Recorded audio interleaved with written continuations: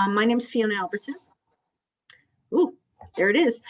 My name's Fiona Albertson. I've worked for Rockingham County for 9 years now. I was stationed in Bridgewater for 8 years and Broadway for a couple more. And I came into the office in November. Sorry, there was a pop-up. In November to take over the life safety, public education life safety spot that was vacated when Lieutenant Karen Will retired. So that's kind of my background. On a personal level, my mother-in-law has Alzheimer's. So this has been a population that's near and dear to my heart for a long time. One of the things that my goals coming into the office to do was to do some home safety visits, particularly with our elderly population. Again, looking at fire safety, fall prevention, and poisoning. So that's kind of where we're going to talk today. And as Joyce said, if you guys have any questions, please feel free to shout them out. So, all right. So we have to start with statistics because that's what sells people on safety. These are the statistics from 2018. You can see the numbers there. I won't read them to you, but the numbers are staggering and people don't really realize how big a problem fire is until it happens in their neighborhood. I'm sure you all heard about the Burton store fire and how that was a complete loss and displaced that resident. Those kinds of fires get a lot of attention. Your normal kitchen fires, you don't really see on TV unless it burns down the whole house, unfortunately. But there are lots and lots of different fires, cause a lot of injuries, cause a lot of deaths, and cause a lot of property loss. So your top 4 causes of residential structure fires account for 74% of all residential fires, 40% of residential fire deaths, and 55% of fire injuries. Number 1 cause by far is cooking. And we're going to talk a lot about cooking today and cooking safety. The second cause is heating equipment. Either it's improperly wired or improperly maintained. Unintentional and careless fires, and those are things like people leaving their irons on or inappropriate use of candles. And then your electrical fires, which again are typically some sort of overloading or bad wiring. So again, just statistics. You can see there that 51% of all fires are cooking related, and the next highest is heating, and that's at 9%. So we're doing something wrong in the kitchen, unfortunately. And then this is just another graphic showing that again, these are injuries. It shows you here that almost 30% of injuries are caused by cooking fires. Can anyone guess why the number of injuries is so high for cooking fires? Because people try themselves to put it out. Yeah. People are awake and they're trying to put them out. The appliances, the electrical malfunctions, even the open flames, oftentimes those happen when people are asleep. So yeah, cooking fires result in injuries because people are trying to put them out and they're actively involved with the fire. So, and then this is the fatalities. And if you look at this, cooking doesn't even show up because again, people are awake when they're having cooking fires, so they typically are able to get out. So, 6% of residential fire deaths, again, a very low number considering that it's 51% of all residential fires. And 27% of fire injuries, again, as you said, because people are trying to interact with the fire and put it out. So the number 1 problem that Americans have is we get distracted. We don't stay in the kitchen. We don't pay attention to what we're doing. Now with younger folks, the issue tends to be they get distracted by their phones. They get distracted by TV. They're just trying to multitask when cooking is not something we really should be multitasking with. Older folks, sometimes they put something on the stove and then they go to sit down and they start reading and fall asleep. So there's a little bit of a different dynamic, but the bottom line is that people are not paying attention to the cooking like they should be. Some ways that we can think about being more attentive is to set a timer.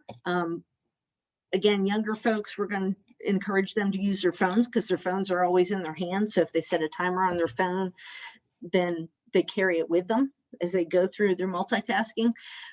With older folks, they seem to be more comfortable with just the standard old turn the knob timer. And if they do need to leave the room to go for something else, if you have one of those timers that you can stick in a pocket, that can be a really helpful reminder. Another thing that they can do is, and the kids always laugh when we say this, but if you have a big cooking spoon and you have to go into the front door to open the door for somebody, if you have a big cooking spoon, that would be a clue to you or your loved one that they need to go back to the kitchen when they're done answering the door. So some pretty low tech things that we can do just to keep us on task and remember that we're cooking stuff in the kitchen. Another big problem with cooking fires is combustibles that are put too close or accidentally dropped in near the stove. So things like paper towels, dish towels, even oven pads, sometimes inadvertently get too close to the hot surfaces, or they may be setting next to the stove and gradually over time they heat up and then catch fire. And then once they catch fire, then it spreads to, the cabinets and all the other flammables.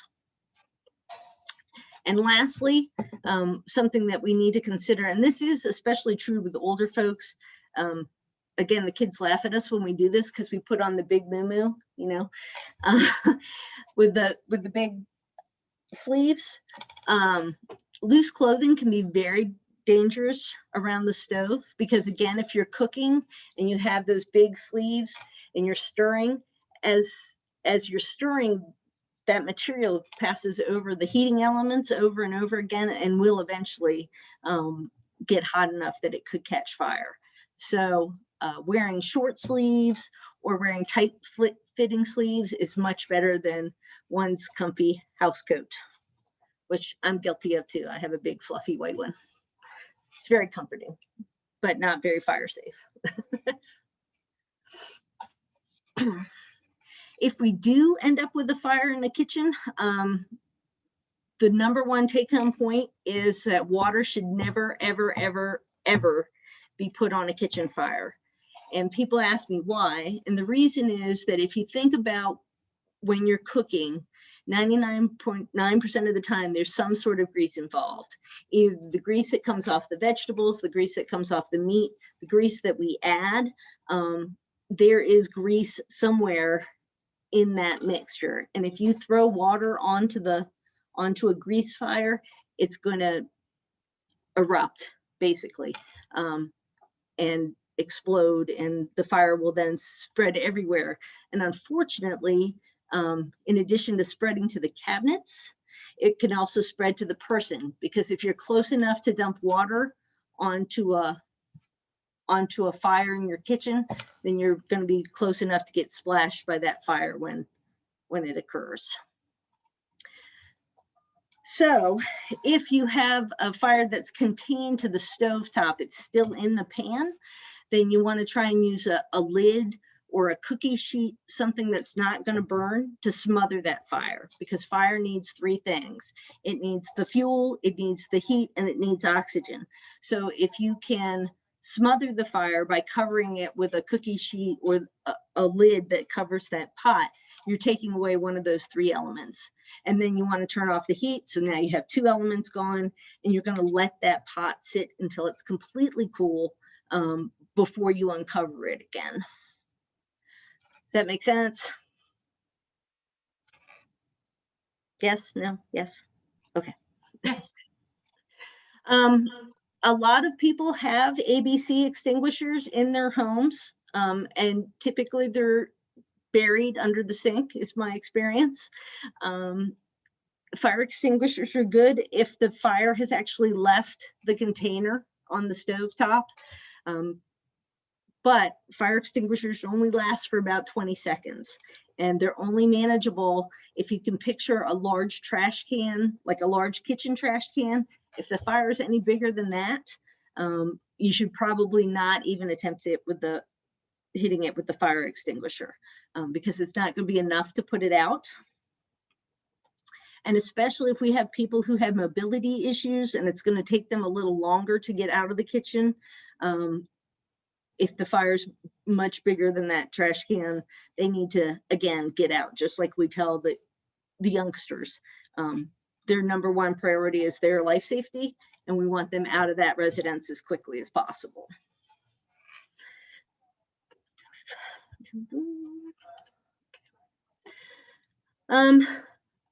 Home heating safety being the second leading cause of fires at 9%, I think it was.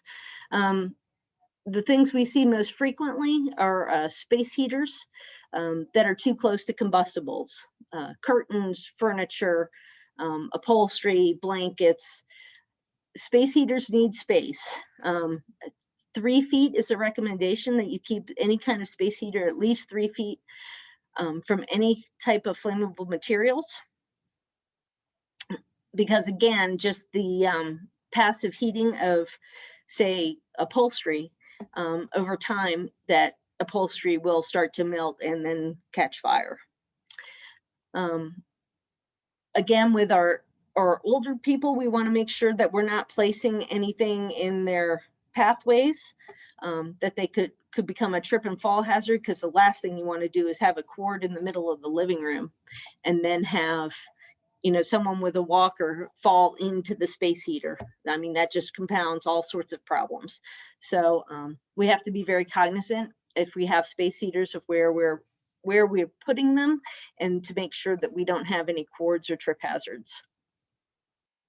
Furnaces and heating systems should be checked. A recommendation is every year. And that should be a pretty routine thing for most people, hopefully. Of course, with limited income and fixed incomes, sometimes those maintenance issues have to take the back seat to other priorities, but that is something that we do recommend. Same thing with chimneys. Chimneys need to be inspected and cleaned annually. Creosote can build up really quickly, and we find this in older homes where chimneys aren't being cleaned regularly, and then they get chimney fires, and those can be devastating as well if they're not caught quickly. And then kerosene heaters. I haven't heard a whole lot about kerosene heaters around here locally, but it is important to make sure that we're not, if you do have a kerosene heater, that those aren't getting filled while they're hot, and that they're being filled outside of the structure, not inside, in case the heater is not fully cooled.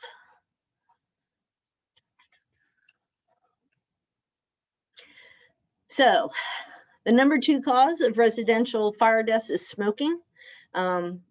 Those numbers have been coming down over the years, but it is still pretty high.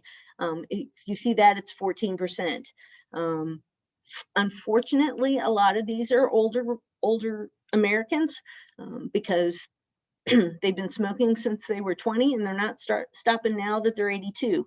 And again, sometimes they fall asleep. It falls down into the upholstery or on their bed, and those are non-survivable incidents. So what can we do? Large sturdy ashtrays, especially if the resident has animals in the house that could knock the contents of the ashtrays over onto the carpet, and that could then start a fire. So large, sturdy ashtrays are important.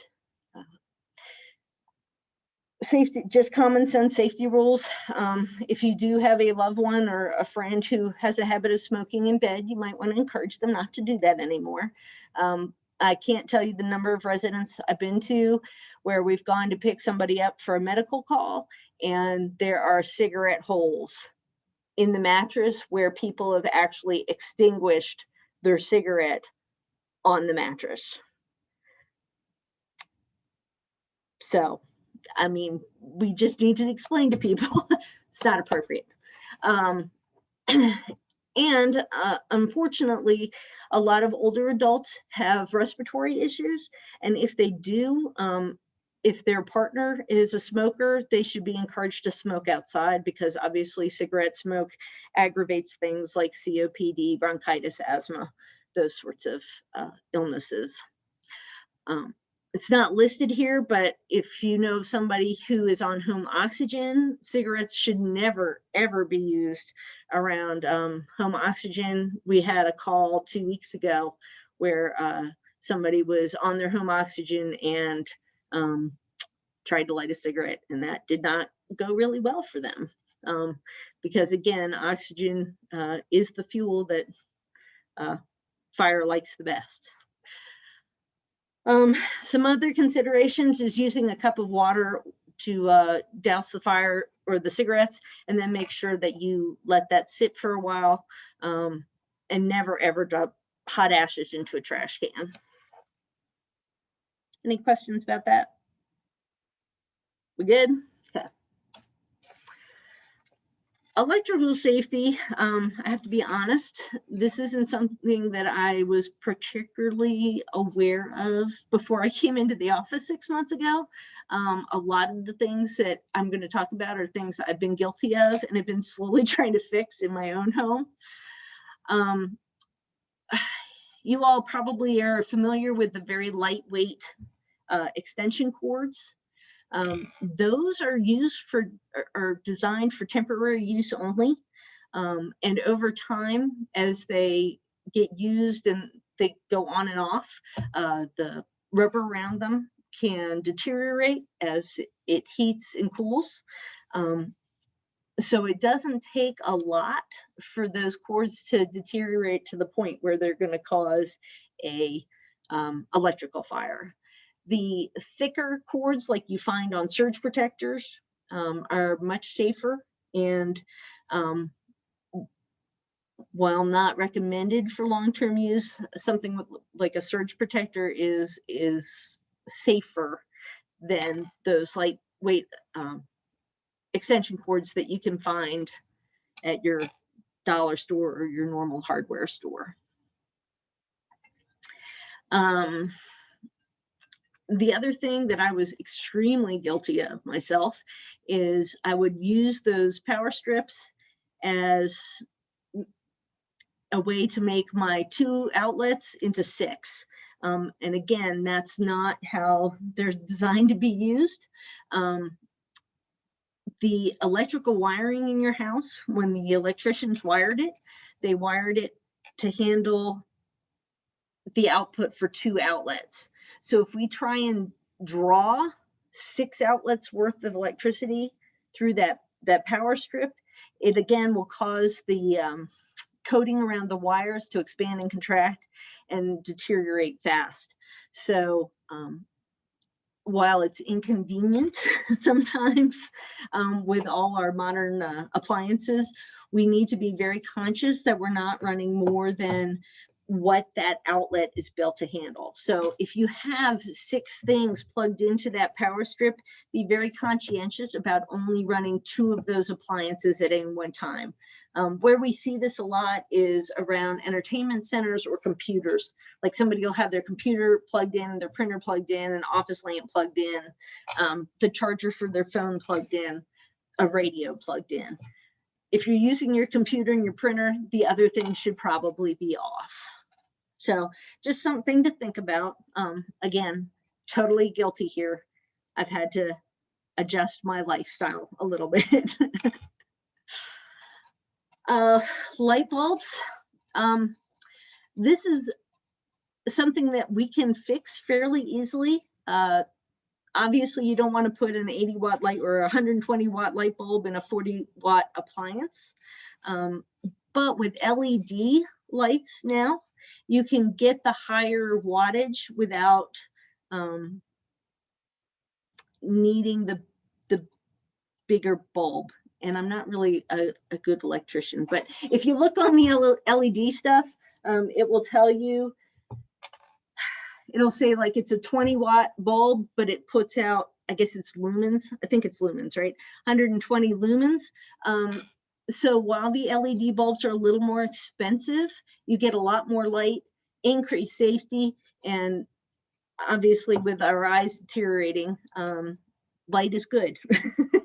So if you can do it safely, it's something to consider, especially in those rooms where it's pretty dim.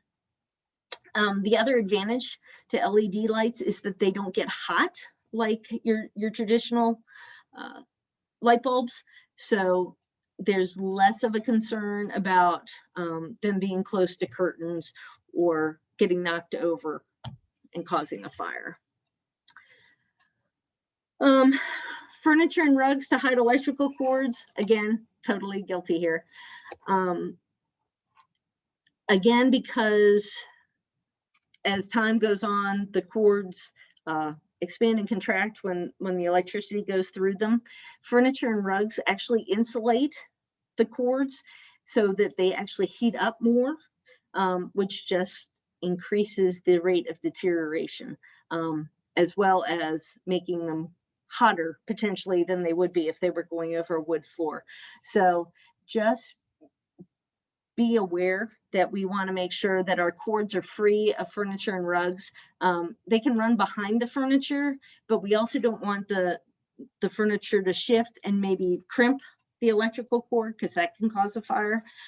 And then while I understand it might seem like a good idea to put the cord under the rug so it doesn't present a trip hazard, again, it's like putting an electrical cord in a sleeping bag, and just think about the heat that's retained there and what can happen if there's a break in the cord somewhere that you might not be able to see. That could easily start a fire.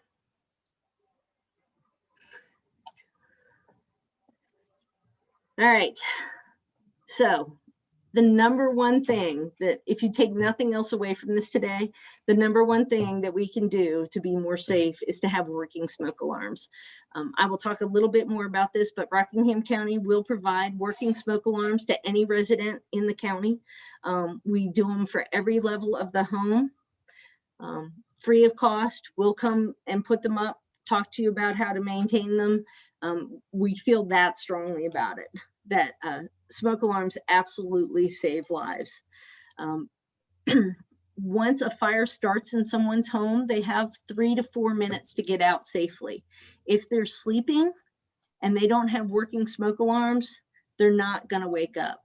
There's a misconception that you will wake up, you'll hear the fire, or you'll start coughing and that will wake you up.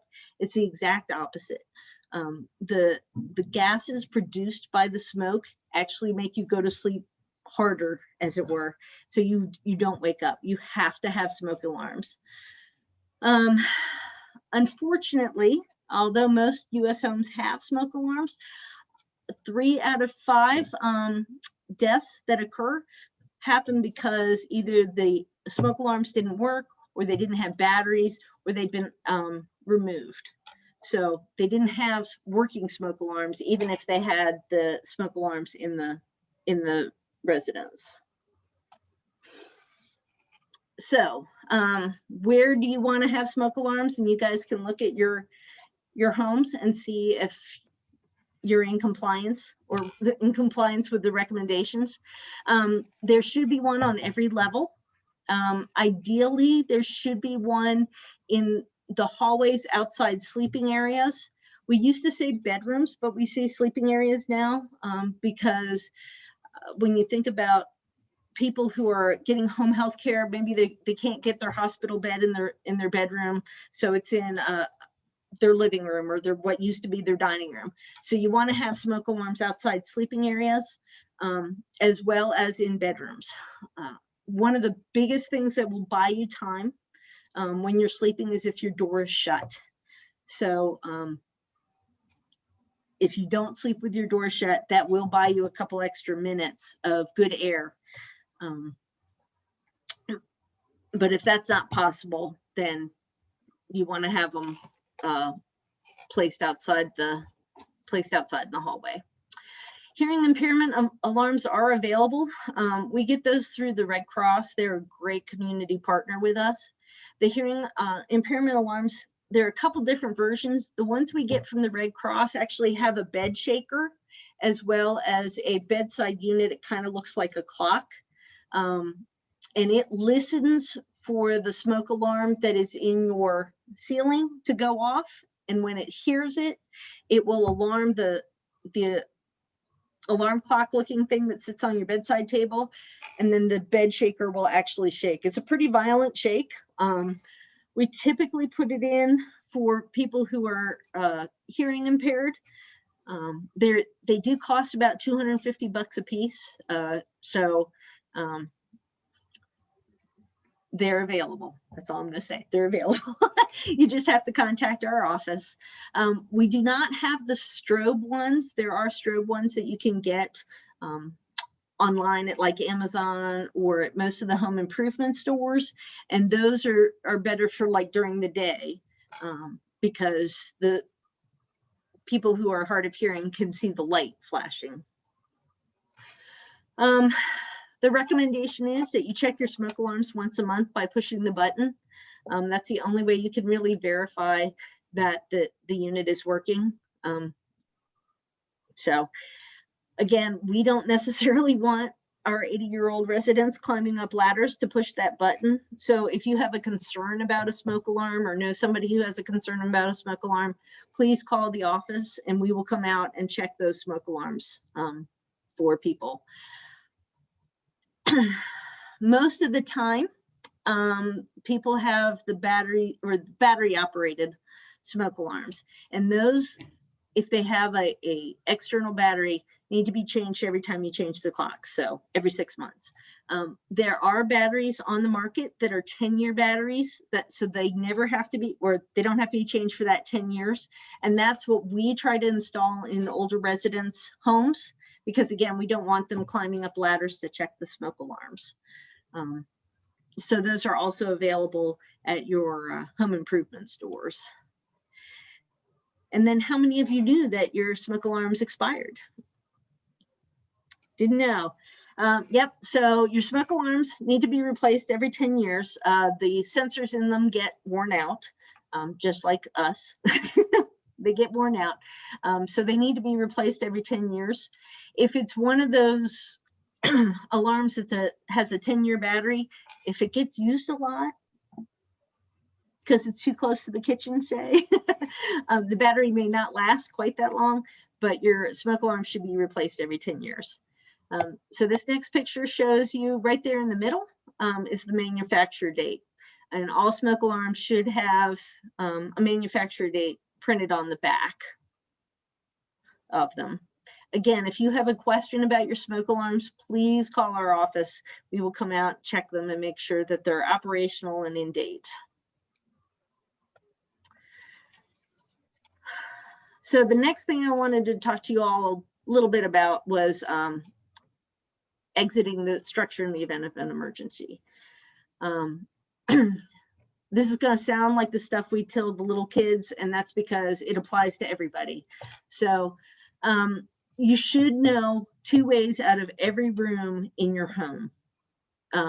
Typically, everybody thinks of their door and then going out the front door. Well, if you wake up and just like we tell the little kids and your bedroom door is hot, you don't want to go out that way because that means that there's fire on the other side.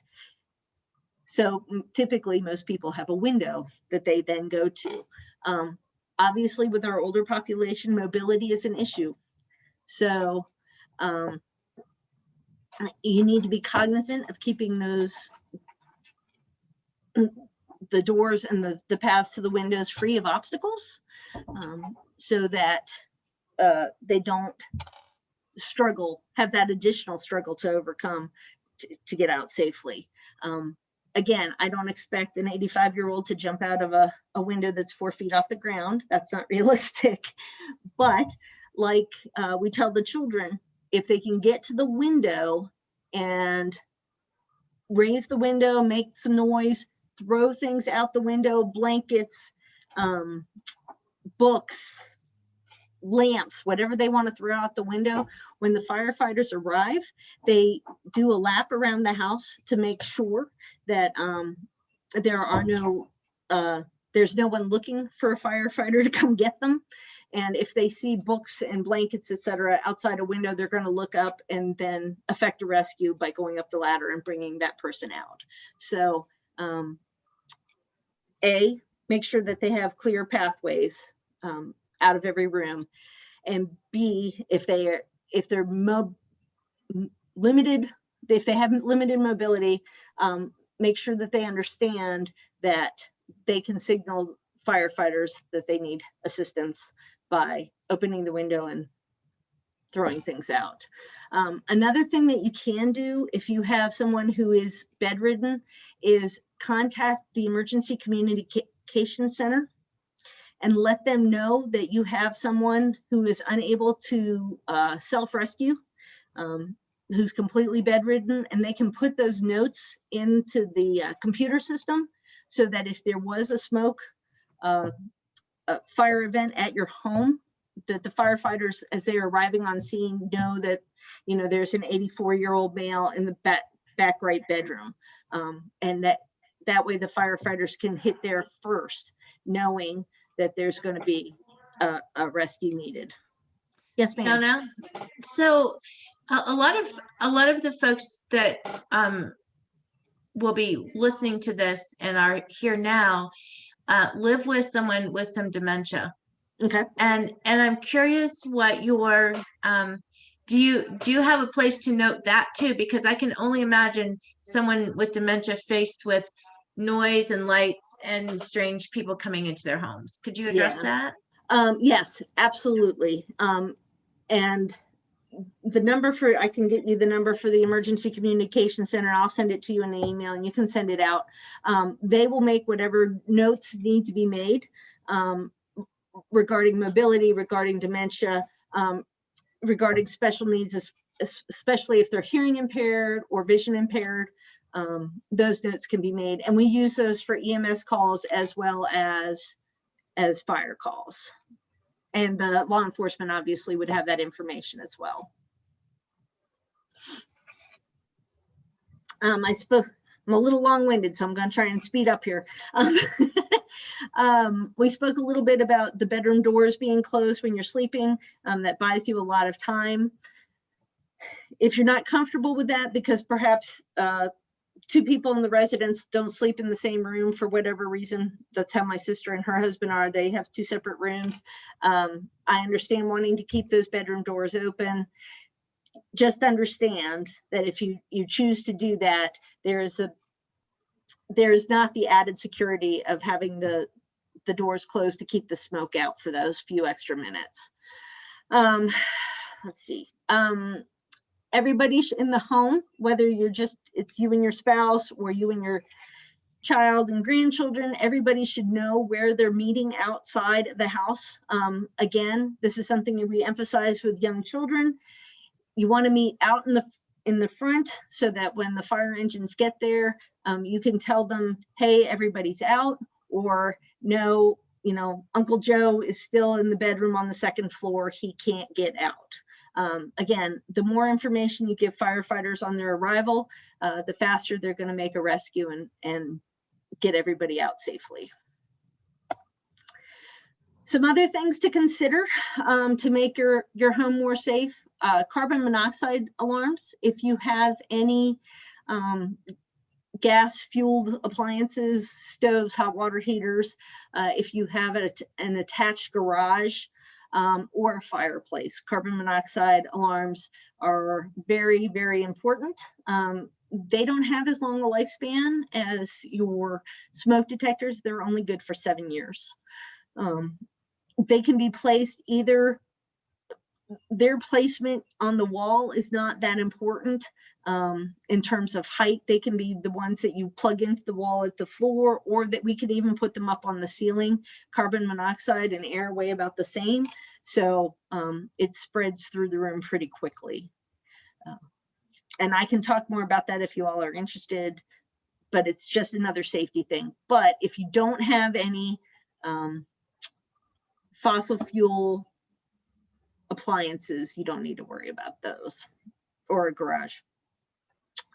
I know with today's day and age, we have a lot of families with multiple generations living in houses. So as always, we want families to remember to keep matches and lighters away from kids. Kids are really curious, and sometimes they don't understand the consequences of what happens when they use these tools, and it can lead to some bad results. So we want to remind you, even if you just have grandchildren or great grandchildren visiting, to keep matches and lighters out of their reach. Candles away from combustibles, common safety message. This one, the next one about having your house or residence clearly marked, is really for everybody's benefit. You do not want to be calling at 2 o'clock in the morning when it's raining and have the firefighters or the ambulance looking for your house for an extra 5 minutes. The bigger the numbers are, the more contrast there is between the numbers and whatever they're sitting on, the better it's going to be. And if your residence is away from the roadway by any significant amount, you should also have your numbers clearly marked at the roadway. I promise you, unfortunately, we do our best to know how the roads are laid out and which direction the numbers are going, but at 2 o'clock in the morning when it's raining, the clearer the numbers, the faster you guys are going to get help. So for what that's worth. So the home safety visit program I put together when I came into the office, we focusing primarily on 3 things. The fire hazards, which we've pretty much covered. We go through and look for electrical overloads, frayed wires, appliances that look like they need to be inspected for safety. We talk about cooking safety. We check smoke alarms. We check fire extinguishers if people have them. The other problem with fire extinguishers that sit under the sink is that they've probably been there 10 or 15 years, and the powder that's in them may be a solid cake. So when you pull it out, it may not work. So we talk to them about how they can maintain their fire extinguishers so that they'll be ready when they need to use them. Fall hazards, I know that you guys focus on that a lot, so I'm not going to spend a lot of time on that, but that is something we go through when we're doing the home safety visits and try and identify and help the residents figure out maybe a better way of doing things or equipment that they might need. And poisonings is the other thing that we're looking at. My mother-in-law, not so very long ago, took toothpaste because she had something wrong with her eye, and she took toothpaste thinking it was some sort of cleaner and rubbed it in her eye. So we've become more conscientious of making sure that she can't get at anything inadvertently that might hurt her. So just a couple of facts and figures for you. These are the last couple years of stats. At the very end, you'll see it says 44% of our calls involve patients over the age of 60. That's a pretty significant number of EMS calls that we go on that involve elderly people or older adults, because I'm not that far from 60. The number one call that we get called for is falls at 13%.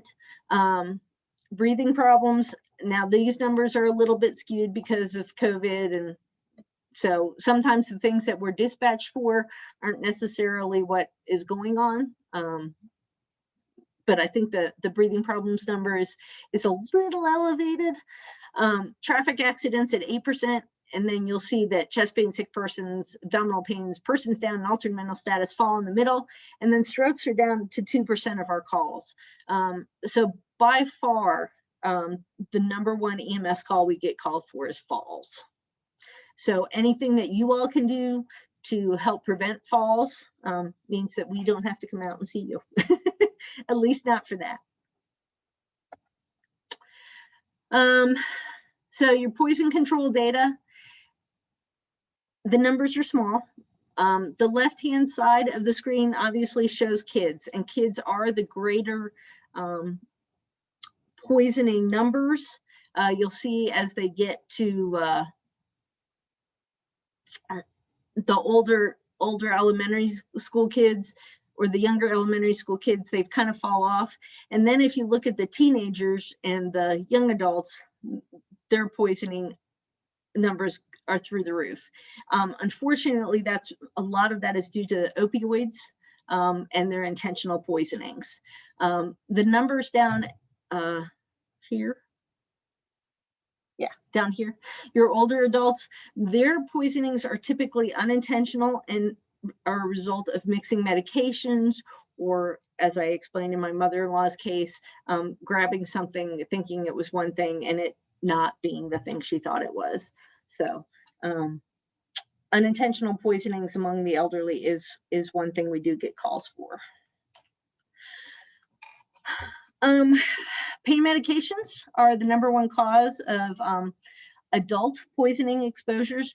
Again, the opioids fall into that analgesics.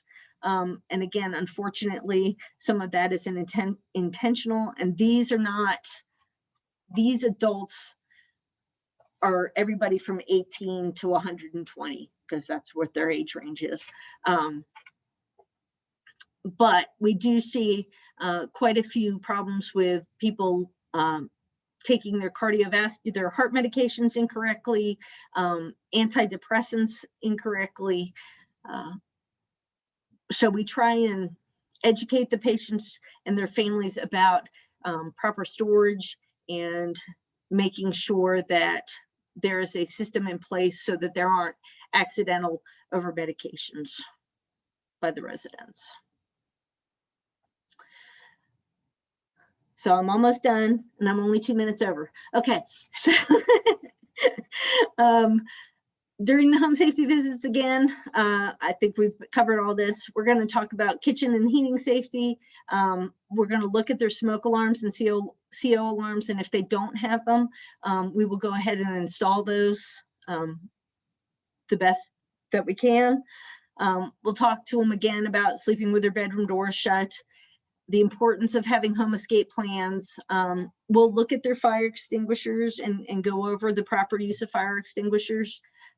Unfortunately, a lot of people buy fire extinguishers, leave it in the box, throw it under their sink, and never really read the directions. So we do encounter a lot of that as well. We review proper storage of household cleaners, chemicals, and medications so that those things don't pose a threat for people who have busy lives or people who have, like my mother-in-law, some dementia issues. We've even gone so far as to put those child safety locks on some of the cabinets with the cleaners in them, just to protect people from themselves.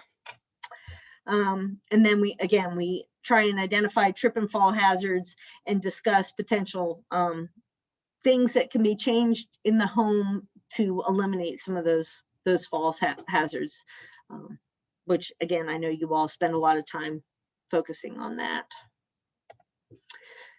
So in the end, in summary, I like this quote. It comes from the National Fire Academy. She says, "There is no honor in responding to an incident that could have been prevented in the first place."